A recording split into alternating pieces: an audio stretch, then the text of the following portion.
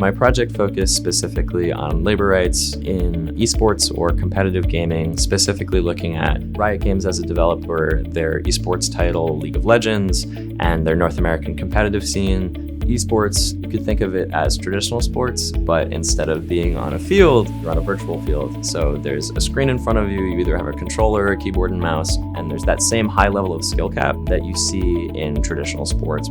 Something that's important to recognize, especially when it comes to labor rights in esports, is that all of these players are very young. I found that a lot of players really don't know what they should expect to be in their contract, and that while there is a players association that exists for those players, it's ran and funded by the developer Riot Games, so they don't get any actual unionization rights or any of that. So that's currently a pretty large problem.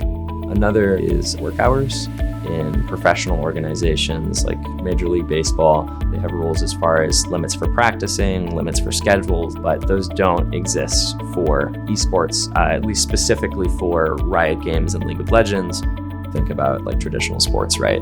There is a limited level to where a coach can push a player until their legs get too tired.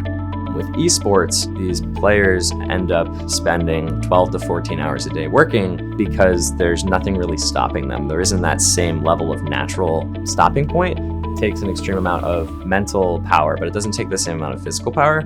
Right now, it's an extremely developing profession that's about to be worth billions of dollars. And if we don't take the time to put in the needed labor rights and especially equity rights regulations, we're going to be seeing a lot of violations when it could have all been very much prevented if people viewed it in the same way that they currently view traditional sports.